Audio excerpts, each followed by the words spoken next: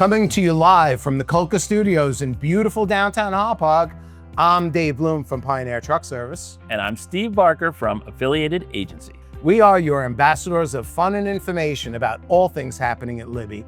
We are not drinking cocktails this morning, Steve. We are drinking Ola Mate, a sparkling energy tea with ashwagandha and lion's mane.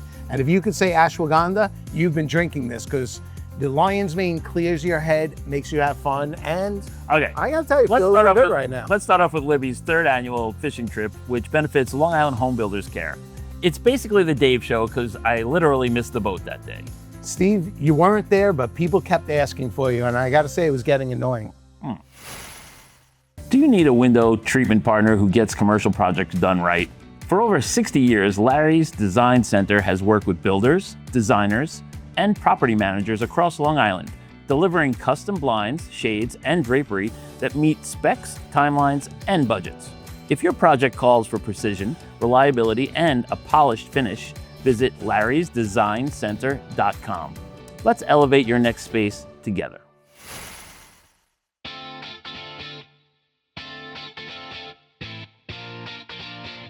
Third annual Long Island Home Builders Care fishing trip. It's phenomenal. It's better than last year, much better than the year before, but not as good as next year. The first year we had 120 people, then we had 160 people. This year, I believe we went over 220. Wow, that's amazing. Who taught you how to fish? My dad, John Bruno. I would say my dad, probably. I actually started fishing when I was about 6 years old. My ankle in Mount Sinai Harbor. Who taught you how to fish? Other than yourself. And on all these amazing experiences on this fishing trip, I don't think anybody else can take the credit. Just you. Actually, my dad. Want a real answer? But I've learned better from you on this trip. When I was 5, 6, 7 years old, went up to Monticello. Me and my cousin, we just threw a stick in with a line and we would just butt them out, and that's where I learned how to fish. I learned a lot from my grandfather, and I've taken a little bit from all the people I've worked for throughout the years, family, friends. You never stop learning in this industry. Who taught you how to fish? With my grandfather. A lot of things skip a generation. And obviously nobody taught you how to fish. My mother, we run out on the North Shore on the boat that I would end up working on when I was like 10 or 11. Here with Aiden, the newest member of Libby team, working at the Libby office. What's your experience been so far in the Libby office? It's been great. Everyone, all the members are so welcoming. I'm meeting new people every time. It's hard not to meet people when Dave Bloom's introducing you, when he pulls you into the fishing committee right away. And what was your initial knee-jerk reaction to that? That you are the nicest guy I've ever met, you know? You think my wife would agree with that? You know, I just met her a few minutes ago, and I'm gonna say no.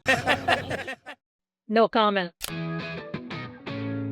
What would you say is the most memorable thing that you've caught? Black ball down in Panama, 539 pounds. Biggest fish I ever caught was probably a 300-pound blue shark. Holy 38-inch striper. Nice. Yeah. Yep. Can't remember. Had some of those fishing trips too. I don't think I've caught anything worth keeping. Biggest fish that you ever caught? Alan, my husband. I caught a 20-pound striped sea bass in Manhasset Bay in 2011. I would say the biggest fish I ever caught was a bluefin tuna right off Block Island coming out of Montauk. I'm going to say probably about 55, 60 pounds. That's about it. That's big. Most unusual fish you've ever caught? Most unusual fish, I was with my wife in Hawaii. We caught an alua, which is a prize fish there. It'd be like the striped bass of like here. The alua fish, it was a very unusual fish just to Hawaii. Shark. We went sharking and we caught a blue shark. I did catch an 88-inch sailfish. That was quite interesting. I caught a orange and red eel once in the Carolinas. I can't remember the name of it, but it was pretty wild. True or false, the largest fish caught on rod and reel in the world was caught in Montauk on Long Island. True or True. I'm gonna say true. I'm going to say false. I'm going to say Africa. What? Nope. It is Montauk, Long Island. It's true, Montauk, New York. Largest fish ever caught on rod and reel was caught where? Let's go to Montauk. Name of the captain. Frank Mundus. Name of the boat. Oh my God. They make a lot of noise at night. Women? Largest fish ever caught on rod and reel. I present the Frank Mundus shark, the great white shark, 3,500 pounds. On the name of the boat is Cricket. Am I right or wrong? You're the winner, baby. You are the big winner. I'm gonna say true only because I heard you ask like 60 for this question. So true. I'm gonna go no. I'm gonna say yes, pull it off Motlo. Name of the captain? Oh. Name of the movie that... Jaws. Jaws. Need a bigger boat.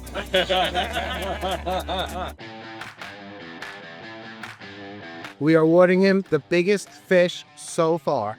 I'd like to present this trophy to Anna for the luckiest. Good luck at the charm. I was standing next to Aiden. What I noticed the most about you guys is you stopped. You looked really professional, and we took a little vote, and we wanted to give you the Best Fishing Style Baiting and Casting Guru Award. Congratulations. This is a pretty special thing, and I'm sure it's going to find a nice place. We're gonna put this in the office on your mantle. It's a great honor to give you this award for use the most bait and tangle the most lines. Yay! We want to present you with the Networking Fishing Award. We call it the Notice Me Award because you don't even ask to be noticed. No. But you are noticed by everybody, and I want to just say congratulations. It's the haircut. You deserve this trophy for the most impressive fish. Africa? Yes, that's where I have my women's school of fishing. Okay.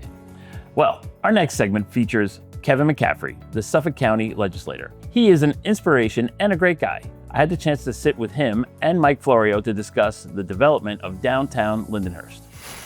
It takes a lot to put this show together, and we couldn't do it without the great support of our sponsors. This next sponsor is a company that is very close to our hearts. They are extremely professional, but they provide such a personal service and have been such a great help to LIBI members and charity in general. Let's take a look.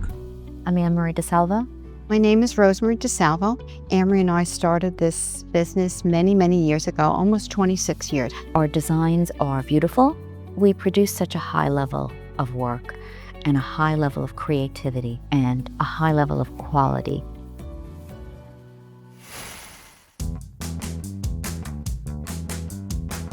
Welcome. This is our second episode of Livy Life. Today we're interviewing Kevin McCaffrey. How long have you been coming to this pub?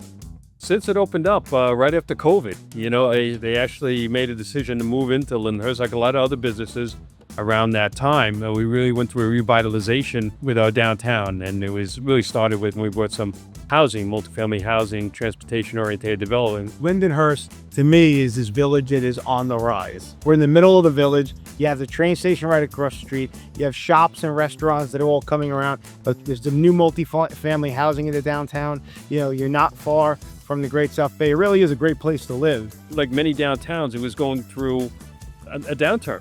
And we're concerned about the future of Lindenhurst, where it was going to be a lot of empty stores and vacancies. We said, look, we can either just manage the decline of this village or make a bold move. And we chose to make a bold move. And that's how we started looking at successful villages like Partrick, like Farmingdale and Bayshore. What has happened in those communities?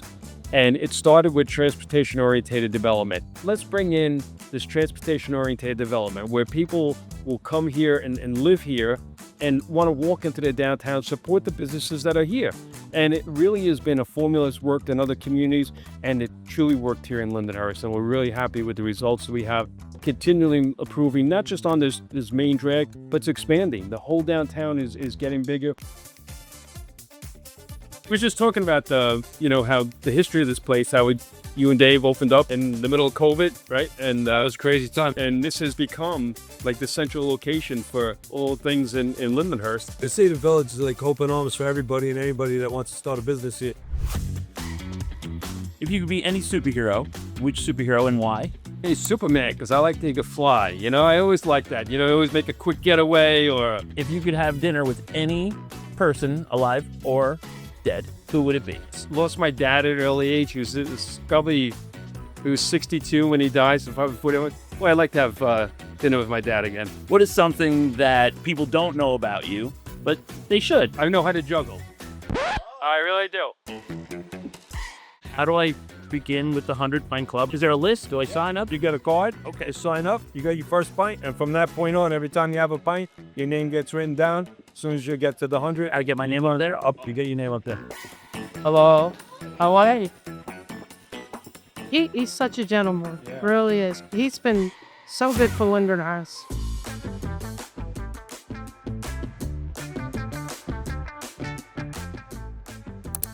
I was a young man at one time, so They didn't even have color photos. no, they did not. They did that. So We're outside the Well, the apartment complex here in Lindenhurst.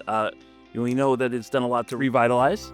Why don't you tell us what it means to Lindenhurst and to you? this was really the foundation of the transformation of the village of Lindenhurst. As I said, we were in decline mode like many other downtowns were, looked at what other successful downtowns were doing, and we kind of copied their idea. And we spoke with many of them. Mayor Paul Pontieri from Partrick was a very big influence, and he said, look, you just have to do it.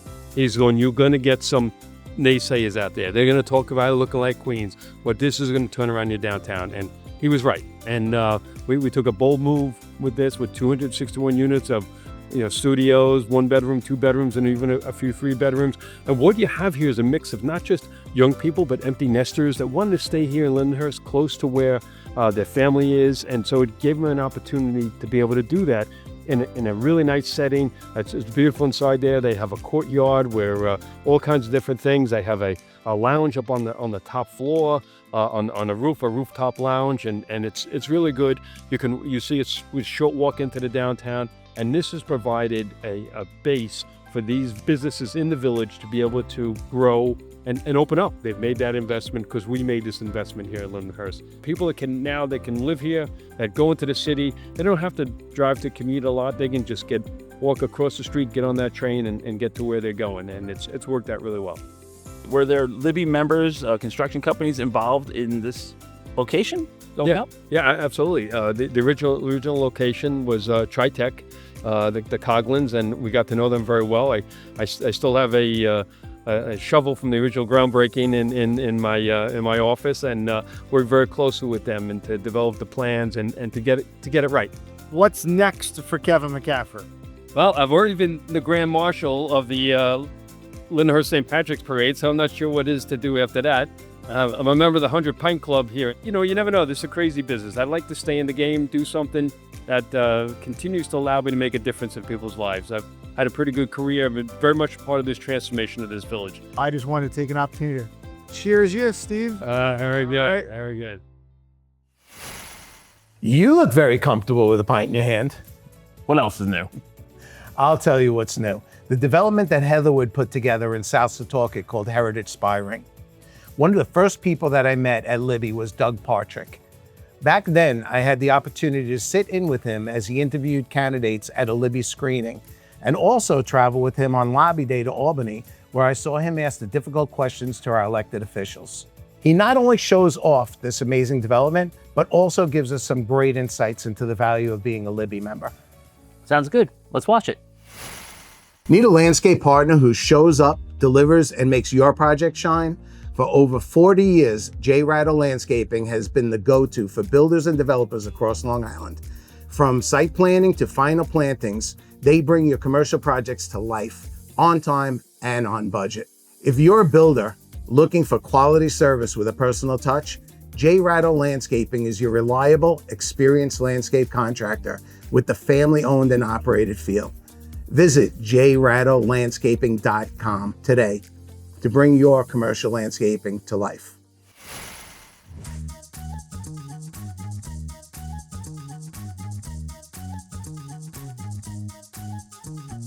Give us like a brief history of Heatherwood. My father and his partner, Stanley Nieslos, became partners. They started their first housing subdivision in Setauket.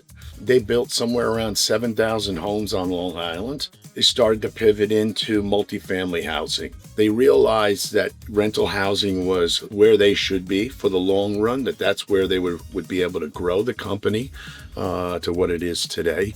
We have not sold a multifamily housing project that we've built to this date. Combining a country club membership with where you live. You can't compare it to just renting an apartment from somebody. This is such an amazing community that you guys have put together over here. What makes Heritage Spyring unique? This was originally the old Heatherwood golf course site, which was an 18-hole executive course. To reimagine this for housing plus a full 9-hole golf course. That in and of itself is unique. This is the best community that we've built in our 75-year history. People don't have to go outside of the community to find whatever they're looking for. We really have it all right here. The east end of Long Island, North Fork, South Fork, has outperformed from a pricing standpoint anything else in and around Long Island, and it's already been more expensive. The housing gap is very wide right now. You have a really great price point in the middle here, and it's not the typical, garden style apartment community. You have amenities, you have the pool, you have the golf course. It's really a special opportunity. This is almost like the Pope Mobile. It's all about creating living and lifestyle. And any community we build will have lifestyle built in. If you were a superhero, what superhero would you be? Well, I don't know if he's considered a superhero, but I'd rather be James Bond. Something about Doug Partrick that nobody else knows. I will say this, I'm a tremendous Formula One fan, and I travel around the world to see Formula One races. Yes. Are you in Monaco? Yes. Is there a chance that in the future, Heritage Heatherwood might build a Formula One community? Maybe have the logo on a car.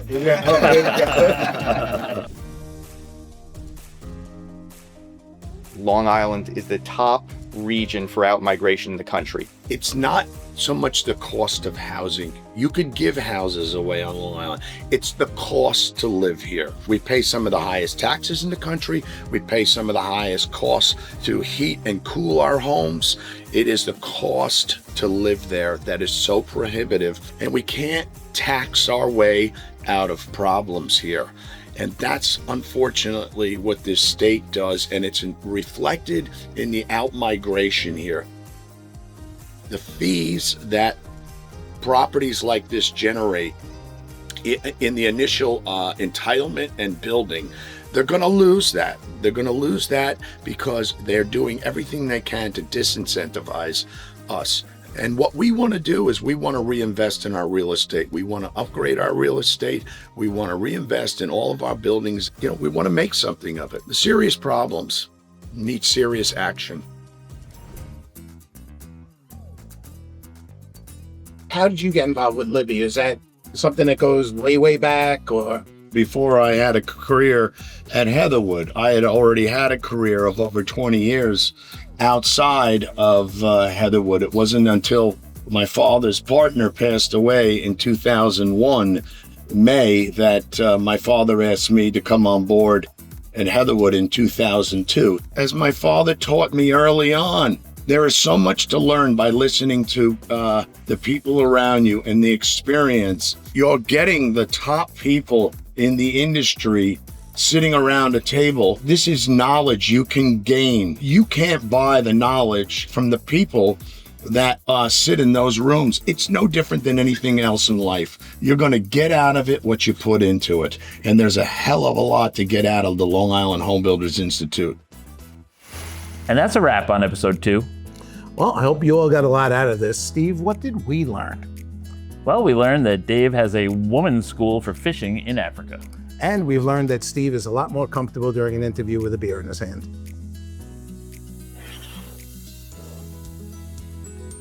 And now to leave you off, we give you our bloopers. But don't forget to subscribe, like, and comment. See you next time. No, we don't want to be on TV. We're trying to hide from our wives. Yeah. Hey, all the Pine Air boys are out for Pride Week. It's too hot out here. Hey!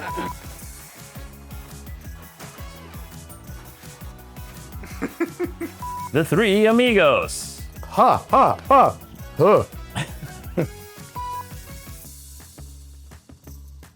You're going to give me my bet? You're going to give the bet? One, right? You're gonna give me a bet. Ah, he's done it before. A lot goes into putting these shows together. Wait, did we already do it once? It was good. No, it wasn't good. No, it was a practice. Well, now I'm laughing too hard. Those lawnmowers, Jimmy, are so quiet. I know, these are the ones, yeah, I agree. Is that camera off? Because we have the trains nearby, real close by, they're just passing right by now. Now, I know you were concerned about not feeling well on this trip. What is the most interesting place you've ever thrown up? This is the final. One time. Really, seriously, let's just nail it right now.